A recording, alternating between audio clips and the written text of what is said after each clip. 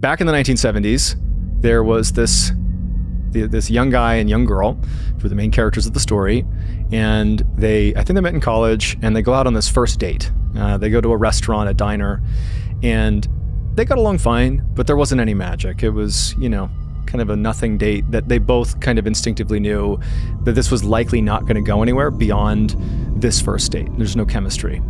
However, they both kind of intuitively noticed it, and the guy, towards the end of the date, when it's kind of like, okay, time to wrap things up now, he decided to take a chance. He figured, what's the worst that can happen? I already can tell this isn't going anywhere. And he says to his date, he says, you know, do you want to do something kind of unexpected? Do you want to like go do something kind of crazy with me right now? And the girl was actually like kind of taken aback. She's like, okay, what do you want to do? And he's like, well, I oftentimes go for walks out in Provo Canyon, this beautiful canyon that's nearby. It's got this amazing trail. It brings you out to this overlook with this incredible view of the stars. Like, it's a really cool spot. And I go there, you know, later in the day, and no one's there, and it's pretty cool. But it's, you know, we're hiking in the woods in the middle of the night. You know what I mean? And she's like, okay, let's do it. You know, it's like suddenly the date went from going nowhere to it's kind of exciting. And so now there's chemistry. That's like they're going into the unknown together. And so they quickly leave the diner, they hop in his car, and it's a short drive over to the parking lot where Provo Canyon is.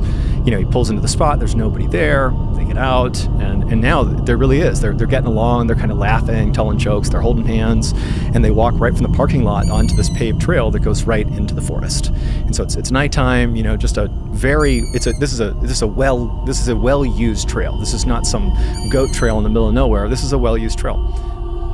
And so they start walking into the forest, and after a while, and this is something they would say after the fact, but we know this is what was happening. As they were walking, the feel, the vibe of the night really changed as soon as they got into the woods. You know, they're excited, the dates suddenly become exciting, and then they get into the forest. They're on the trail, they're holding hands, they're walking, and both of them began feeling this really intense dread as they're walking in. But they don't know each other. This is their first date. They don't have the background of a relationship to begin touching on something that's hard to point out.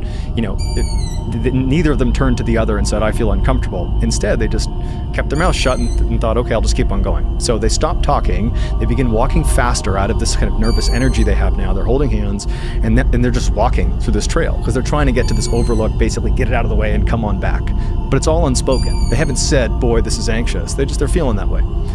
And so they're walking on this trail, again, surrounded by trees. There's nobody else out there, and it's pretty dark. They don't have a flashlight. And as they're basically speed walking at this point in silence, at some point they hear a rustling sound kind of off to the side, and at the exact same time, the guy steps on something that he described as being soft. He stepped on it, and he has no idea what he's stepping on. No clue. It's something soft. And he's heard this rustling sound, and they're feeling anxious, and he immediately stops because he stepped on something. And the girl, she's sensing, okay, what's going on here? And without any communication, they turned and walked out. Didn't even look down. They had no idea what's going on. It was like they both knew, let's get the fuck out of here. I don't know what's going on out here. And they practically ran back to their car, totally safe. They get in their car, and now that they're in the safety of their car, they kind of begin laughing about it, like, yeah, I wonder what that was. I stepped on something out there. I don't know, something moving around. Maybe there's a big animal. I don't know. But that was it. That was the whole date. And actually, they wound up getting married because this date was like this kind of amazing thing where they bonded over the fear of being in this forest. And so they get married, and 10 years later, they're at home, and the TV is on. It's tuned to like a Dateline type of show, like a true crime show. And neither of them are really watching. But an interview comes on, and it's a journalist talking to a death row inmate. It's a very famous death row inmate, and he's very near his execution date, and he's giving this kind of full-blown interview about, you know, what he did. And at some point, the journalist asks him, was there ever a time that you almost got caught before you got caught? And the serial killer is like, yeah, there was a time. I was out in Provo Canyon, and I just killed a girl, and I was trying to dispose of her body, and I dragged her across the trail, and this young couple comes turning around the corner, and they stepped on the body, and I was maybe a foot away holding her, looking up at them in the darkness, waiting to see what they were going to do. But for some reason, the couple didn't look down, they didn't look around, they just turned and left, and so that was it. That was the time I almost got caught. And so it turned out the guy, or where they had come in contact with Ted Bundy, like one of the most infamous serial killers of all time, who effectively said, had he investigated, he would have had to kill the couple. The worst thing that I ever seen over the years, and I tell it now and then, because people ask, what's the worst thing you ever seen? One time we were driving in the front lines, and they stopped us on the road, and they said, Sam, you gotta come quickly, you know? And so I thought, oh man, we're gonna get into a fight. And you know, once you do it for a few years, you get excited about it, you know? So we're running through the jungle, me and a few guys, and we have our guns and, you know, ammo bags on and everything. And we get to where we're going, and here was a big tree. And these rebels nailed children to the tree. And the children were already dead. But it was the most horrible thing trying to get them off the tree, because you don't want to hurt them, but at the same time they're already dead, you know. In the 1950s, there were these hikers, these incredibly talented hikers. There's 9 of them that were going to take what's called their level 3 hiking test, which sounds like nothing, but in the world of hiking in Russia at the time, these are the guys. These are like the professional hikers, okay? These are the people that can like scale Mount Everest. And to get your level 3 is like a really big deal. At the time, in the 1950s, they didn't have cell phones or anything, so in order for them to take the test to prove their level 3, they needed to go through a fairly treacherous route up into the Ural Mountains, which are covered in snow, very icy and steep. But they can't talk to these hikers while they're out there. And so the team that puts on the level 3 test, they organize these checkpoints throughout this stretch in the Ural Mountains that are spaced apart by like several miles, and it's just like random hikers in camps. And at certain intervals, they would have to reach these checkpoints in order to not only be accounted for, but to prove they're going the way they're supposed to be going. And so these 9 young, super athletic, super happy, and this is also very well documented. It was all filmed. There's loads of pictures. They're haunting, by the way. These 9 hikers, they take off and they begin this journey into the Ural Mountains, and they reach their first checkpoint, I believe, and then they reached this mountain pass. And a lot of this stuff is speculation, but it's believed they reach the foot of this mountain, and everything's snow. There's nothing. It's like this wide open snowy canvas, and there's this huge mountain that's covered in snow, and there's a storm coming, and it was late enough in the day where they either had to sprint basically to get up and over the ridge to be safe on the other side, or they had to wait for the next day for the storm to pass. Because if they began going up this mountain, where they did need to go eventually, and the storm hit or it got too dark, they'd be completely like wide open. There's no trees, there's nothing stopping them. Like, you never want to be on an open face of a mountain in the middle of a storm. And so they believe that the group, remember, these are highly skilled hikers. These are like the best. They decided to make the journey up this mountain, and they stopped halfway. They picked the most exposed spot ever. And so the assumption is they gambled wrong, they had nowhere to go, and so they pitched their camp, these little crappy tents, in the middle of this mountain, and they weathered the most horrific snowstorm ever. But at some point in the middle of the snowstorm, the hikers were broken up into, I think, 3 different tents. This is based on what they found. They cut their tents open from the inside, and they left like 75% of their clothes folded neatly inside of their tents.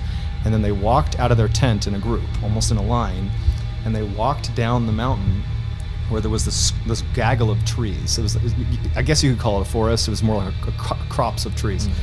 And we don't know what they did down there, but 3 of their bodies were found up in the trees, like naked and like up on the tree. And there were all these scratch marks on the base of the tree to indicate like they had maybe even tried to go up in this tree to hide from something that was trying to attack them.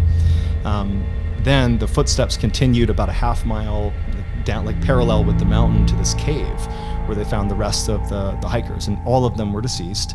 But the ones in the cave, they had exchanged clothing. So like the men were wearing the women's clothes, women were wearing the men's clothes, and several of them had pieces of their face. They looked like they had been bitten off, like lips, nose, ears, and some of them were radioactive, like their skin was radioactive, their clothes were radioactive, and so they're all dead. And so there's just no clue what happened to them. At the same time, the Russian military was doing an exercise in the Ural Mountains, and that night, one of the senior people of this military command noticed overhead there were all these strange lights, which coincided with where these hikers were, like these really, like think UFOs basically.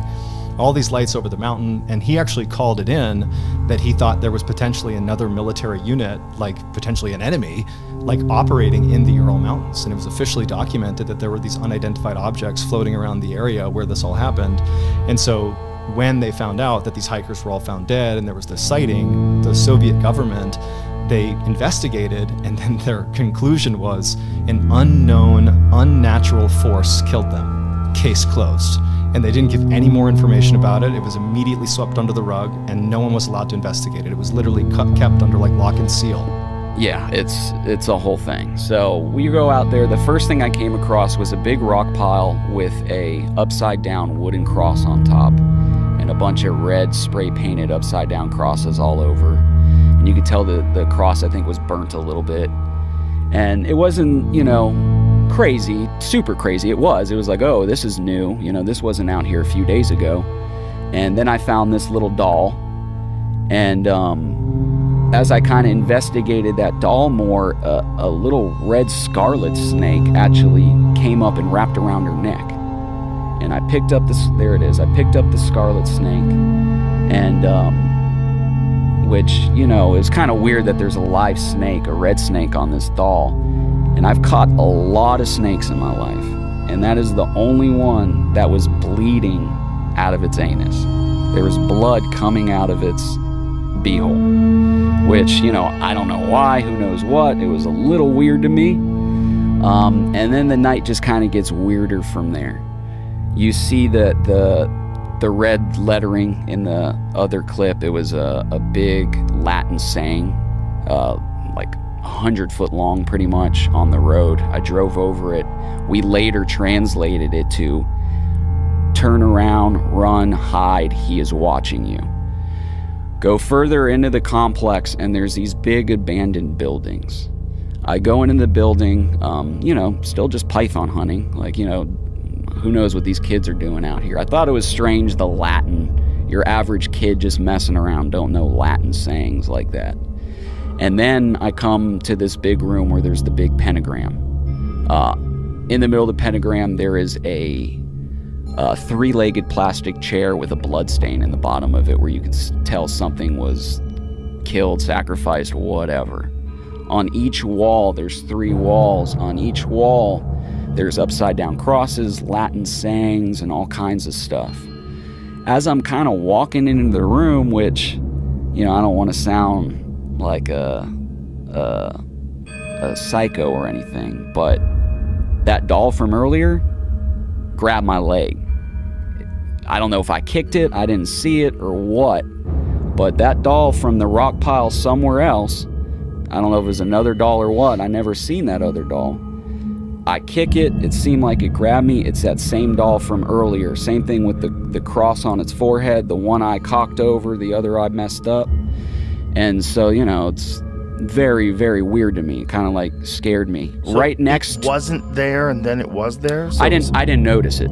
I didn't notice it. You didn't carry it over there. No, I didn't touch it. So did anybody else? Was anybody else with you? I had 2 guys with me that didn't even want to get out of the truck when they seen the first thing. They stayed in the truck. So the same doll that you saw on the rock pile somehow made its way to where you were? Yep. I don't know if it's a duplicate doll or what, but it's same. Was there more than one of those dolls? Only doll I seen. Only doll I seen. I'm not big on the whole supernatural thing, so me, I'm real doubtful of it in the first place.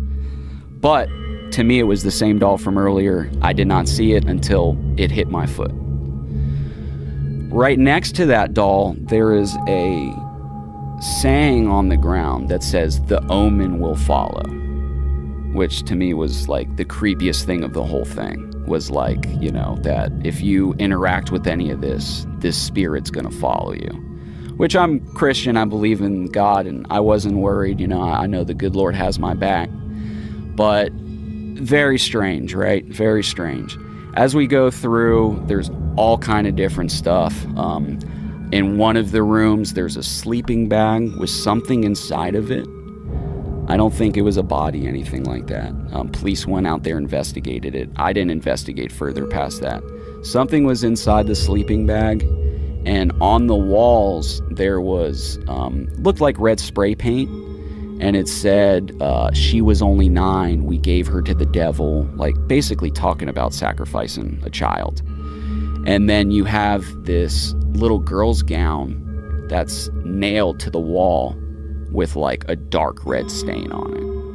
Oh, Jesus. Yeah. And what was the investigation? Did you follow up and find out what they found out? I never heard anything from it. I'm assuming they never found much from it because I never heard anything from it. Did they know it was human blood that was in the chair? I don't know. Or on the... I don't know. I would like to think it's red spray paint, but I don't know.